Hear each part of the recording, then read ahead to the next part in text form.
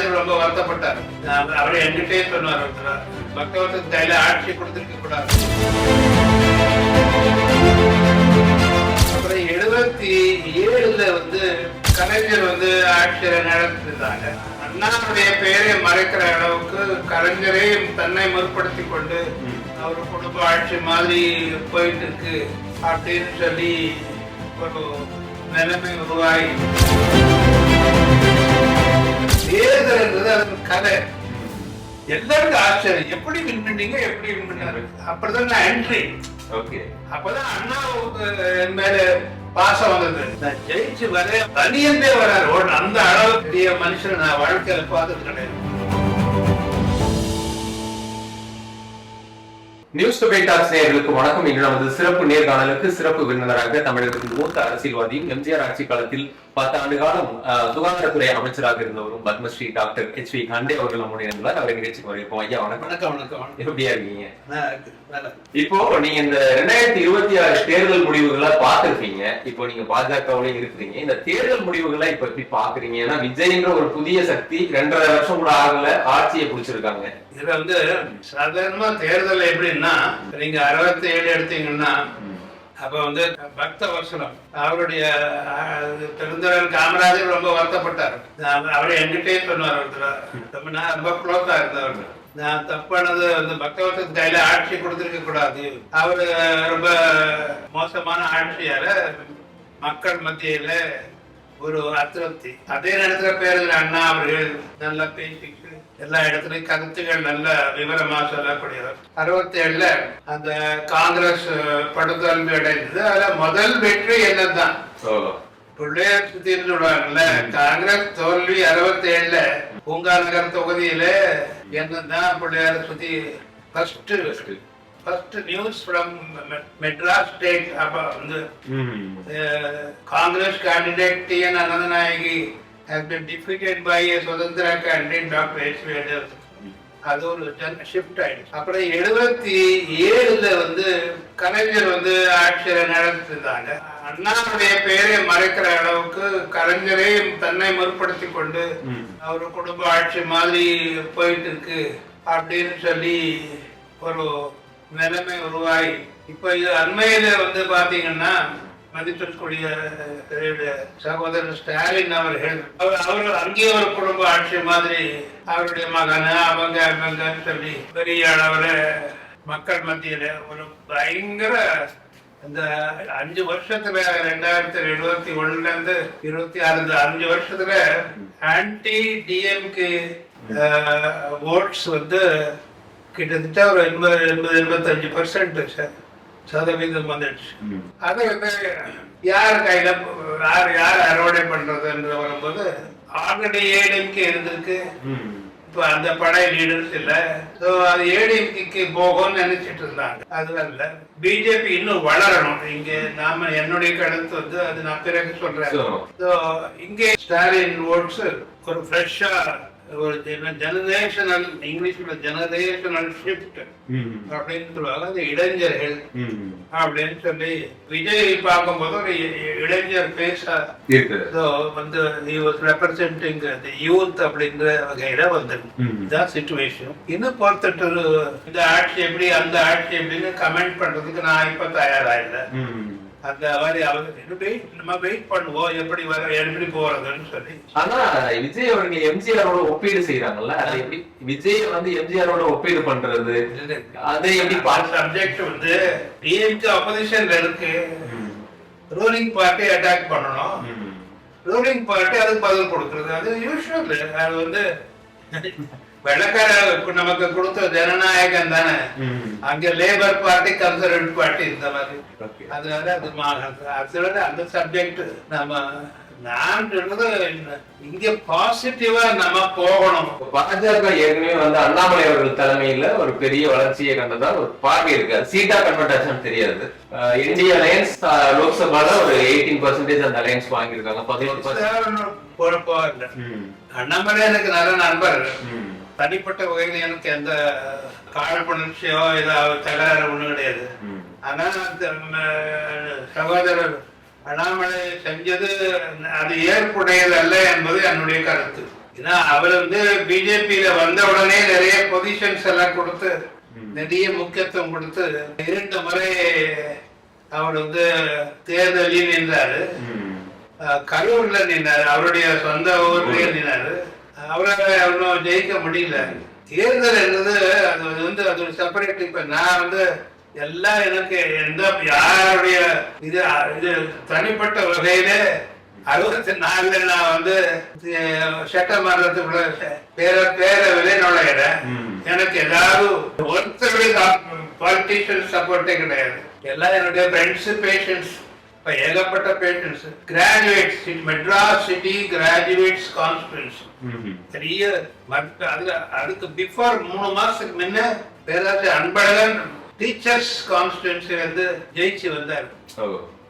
அப்ப எல்லாரும் அன்பழகன் ஆசிரியர் தொகுதியிலிருந்து வந்தாரு அப்படி இப்படின்னு. அவர் டிஎம்கேல அப்போ வந்து பேரறிஞர் அண்ணாவுக்கு அடுத்தது அவர் நம்பர் 2, அவர் தான் நம்பர் 2. நாவலர் இருக்காரு அப்புறம். அதனால அவர் வின் பண்ணார். அடுத்து ஒரு 6 மாசத்துக்குள்ள 64ல மெட்ராஸ் சென்னை மாநகரம் வருது. எல்லாரும் வராங்க, பெரிய தொகுதி. அதுல வந்து அறிவாளர் போட்டாங்க டிஎம்கே தம்பியும் போட்டாங்க.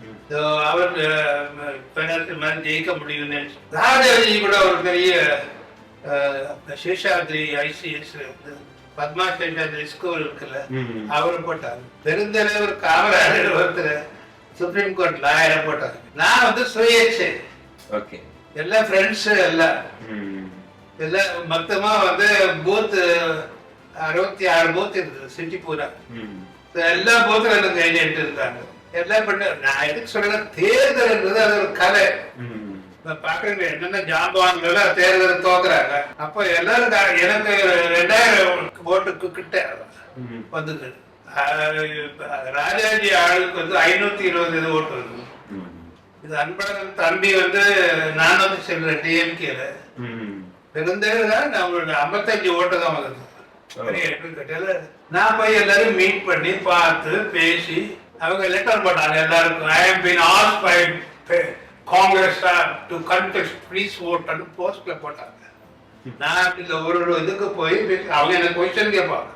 ஒவ்வொரு ஓட்டரையும் பார்த்துட்டு அவங்கள என்ரோல் பண்ணி எல்லாருக்கும் ஆச்சரியம், எப்படி வின் பண்ணீங்க, எப்படி வின் பண்ணாங்க.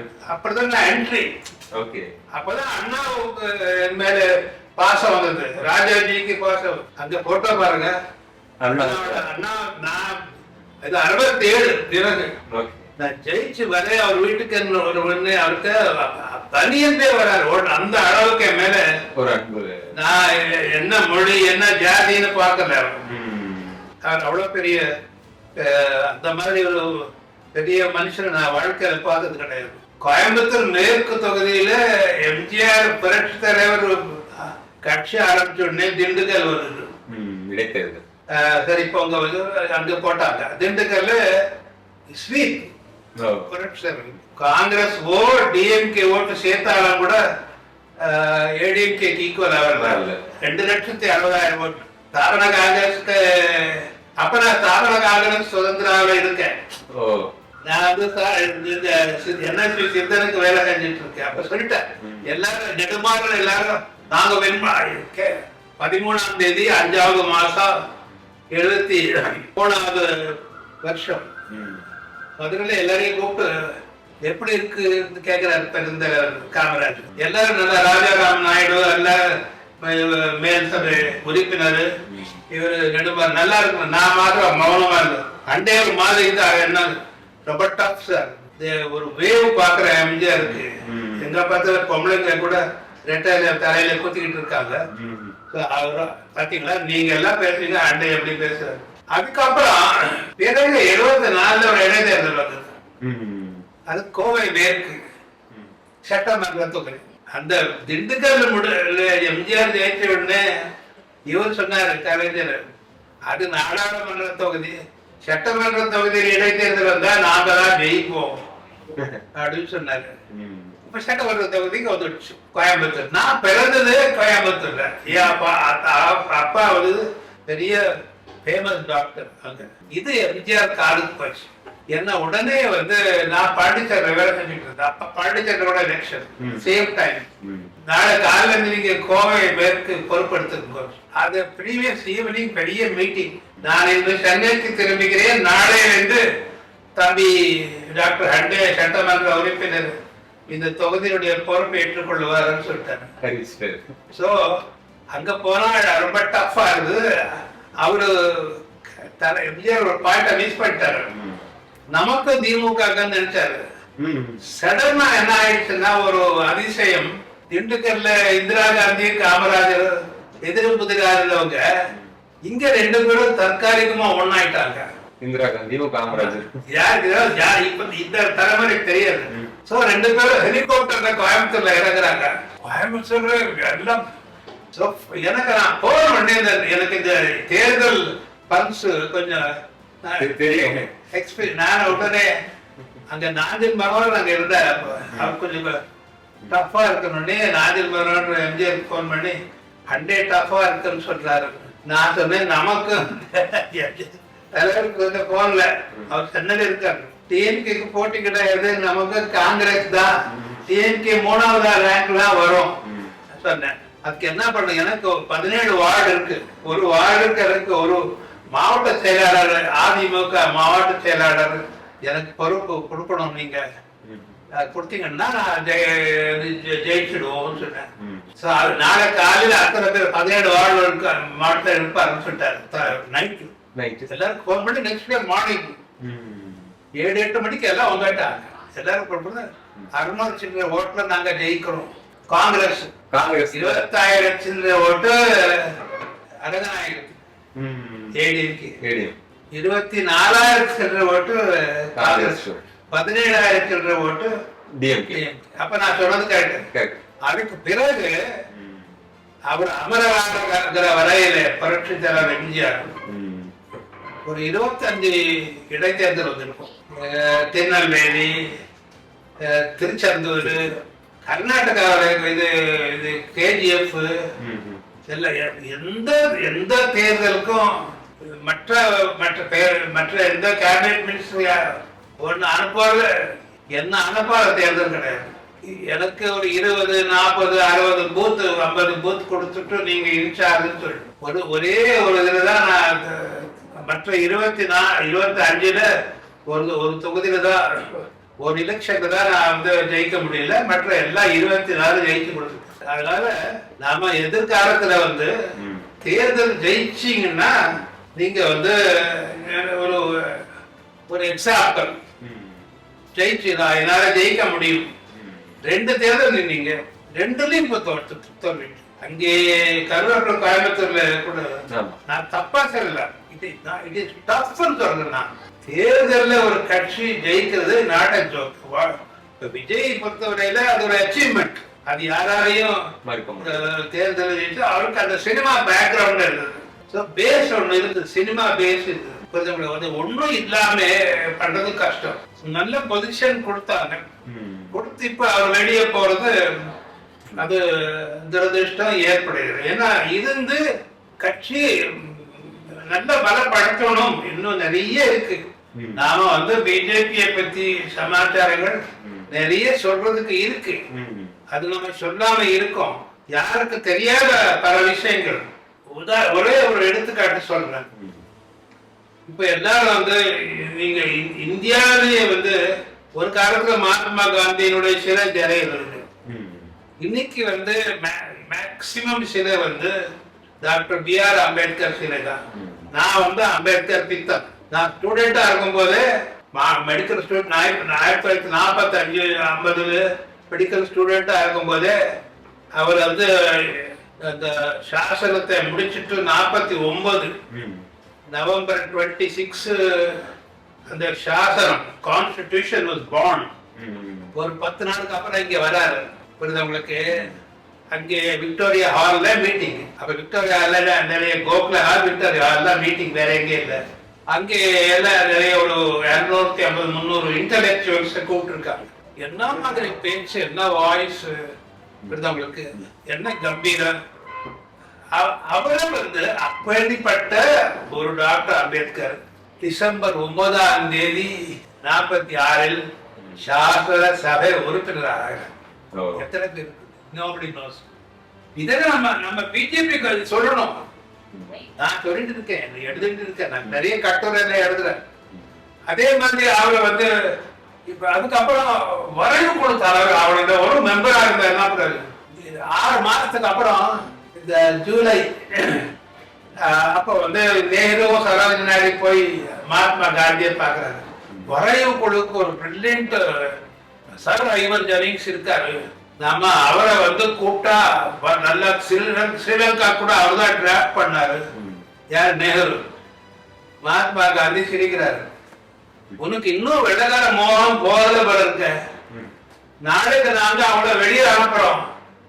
இப்ப கூட அவங்க நம்ம கிட்ட அம்பேத்கர் இருக்காரு, அதுக்குள்ள அம்பேத்கர் நல்லா அங்க வேலை செஞ்சுட்டு இருக்காருன்றது மகாத்மா காந்திக்கு ராஜாஜி ராஜேந்திர பிரசாத் எல்லாரும் மகாத்மா காந்திக்கு அது கூட போட்டிருக்காரு. இது எல்லாத்தையும் சரோஜினி நாயுடு அவங்களோட போயிருக்காரு, நான் ரெக்கார்ட் பண்றேன். அது புக்ல இருந்து நாயுடு போட்டவர் புக்ல. சோ அவரை வந்து இது டிராப்டிங் வரைவு குழு சேர்த்து அவரை நாவலிஸ்ட் பண்ணிடுவோம். சோ தட் அப்படிதான் doctor B.R. Ambedkar first Indian novelist independent India. இன்னைக்கு அதனாலதான் அம்பேத்கருடைய பேர் நிக்குது. கண்டிப்பா பல்வேறு விஷயங்களை, பல்வேறு பழைய விஷயங்களை, வரலாறுல நம்ம நேயர்களுக்காக பகிர்ந்துக்கிட்டீங்க. இன்னும் பல விஷயங்கள் கேட்டு தெரிஞ்சுக்கணும். எங்களுடைய சேனல் சார்பாக மிக்க நன்றி.